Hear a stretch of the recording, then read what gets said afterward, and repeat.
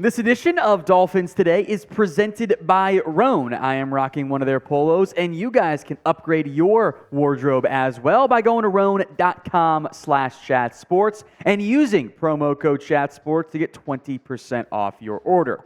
We're going to begin again with the latest on Dalvin Cook because the news, the rumors, the updates, blah, blah, blah, continue to find a way to percolate. The latest one, and I find this one kind of wild given the context and the source. Plaxico Burress, yes, the former Giants wide receiver, has claimed the Jets are out of the mix altogether for Dalvin Cook, and it is now down to the Dallas Cowboys, who have not shown any interest in Dalvin Cook, and the Miami Dolphins. I will also make note, this came on the heels of, he was on, I think it's the Craig Carton show. He's terrible. I don't know how people gave him a full-on show. He said, it's the Jets guaranteed. So same show, two completely different answers in a 24-hour space here. Adam Schefter's update, who I would put a lot more stock into, plus similar reports from ESPN, say other things. Frankly, not really sure why we would be trusting Plaxico Burress here.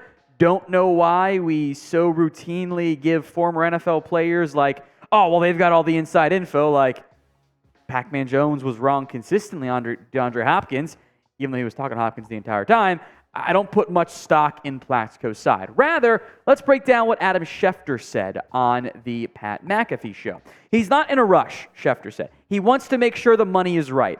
The Jets have been interested, and the Miami Dolphins have been interested. They're obviously, right now, not interested enough to make an offer to force him to sign. He's still waiting for a little bit more.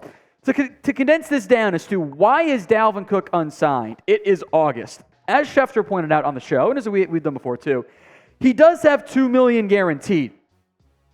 Cook opted into a surgery that guaranteed $2 million at the time from Minnesota. At minimum, he will make that money this year, even if he doesn't sign with a team. Per Schefter, there are two situations he likes, the Jets and the Dolphins, but he's hoping to get more money, ideally out of one of those two teams, or maybe an injury happens at training camp. Whether it's the Jets, the Dolphins, or somebody else altogether in the preseason, if somebody goes down, that could increase the market for Dalvin Cook. Of course, the longer you wait, you do jeopardize there were no injuries. Probably will be something, but maybe not the right fit for Dalvin. And then your market kind of remains a bit stagnant there. So in the end, I think it's that third note. He just wants more money. So rate your interest for me in Dalvin Cook. If you're over it, I get it. This has been going on for far too long for my blood. We're approaching about a month now. We're past a month now. At the stage feels like it's been 2 or 3 here. If you still want him badly, you can type in 10. This is today's pinned comment, so if the ad comes here on YouTube, take advantage. Head down and go vote with your scaling of 1 to 10.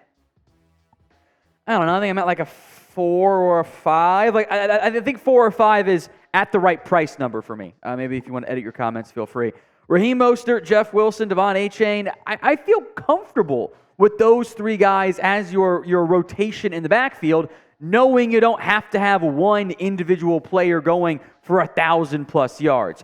Yes, Dalvin Cook has been that 1,000-yard back for the past couple of seasons, although the signs of decline and age that eventually impacts every single back, even Adrian Peterson and Frank Gore, the outliers, the aliens, the exceptions to the running backs tend to age at some point and they fall off fairly quickly. Guideline, maybe not rule there. Dalvin Cook is a good player. He's not a great player, I don't believe anymore. I think he'd be the best back on the Dolphins, but that doesn't mean you have to panic and break the bank. There's clearly a price tag the Dolphins have. They haven't gone above it. Maybe that changes, or maybe Dalvin Cook just takes what he can get.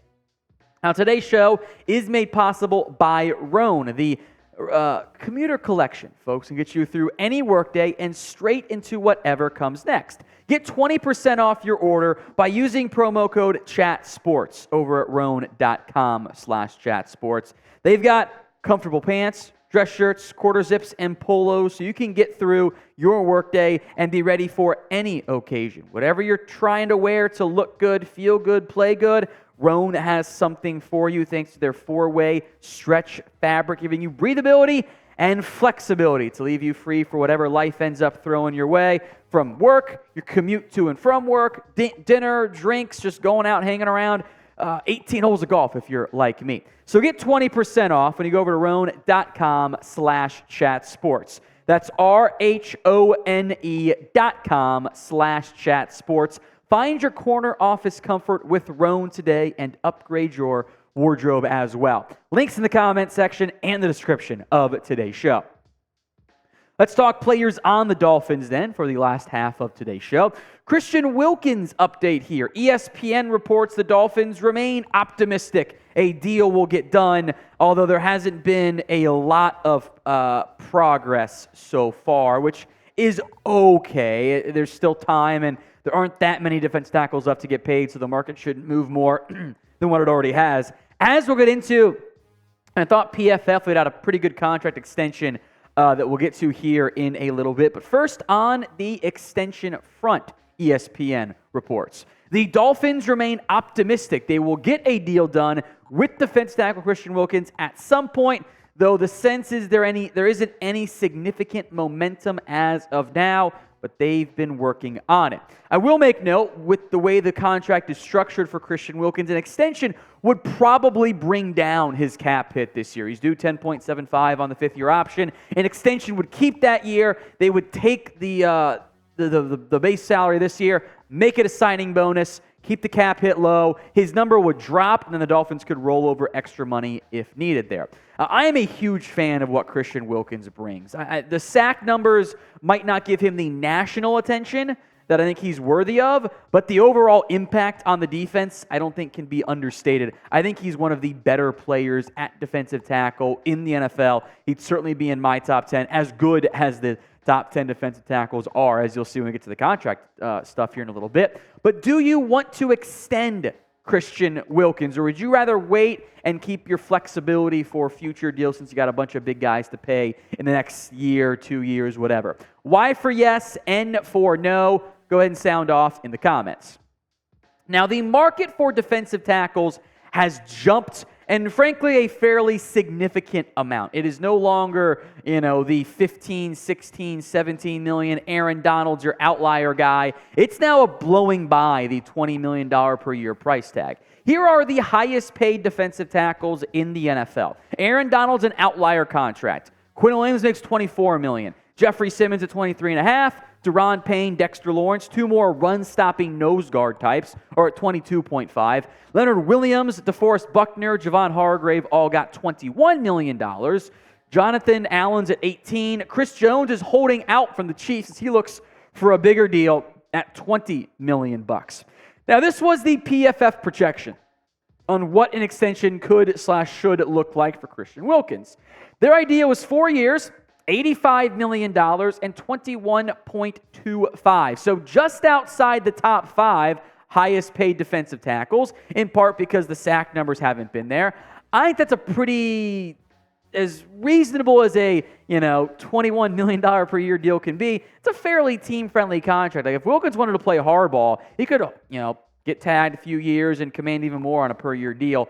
I know it's a lot of money. There's some sticker shock there, but we did go through the top 10 DTs. Not a bad contract, I don't think. I would do it. But would you guys do this deal for Christian Wilkins? 1 for yes, you would.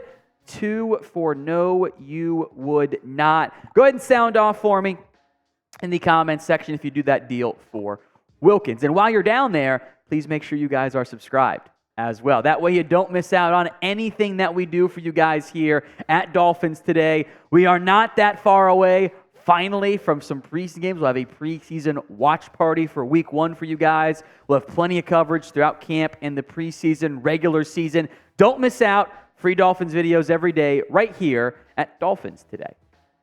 We'll wrap up with I think this one will be kind of controversial, which is fine with me.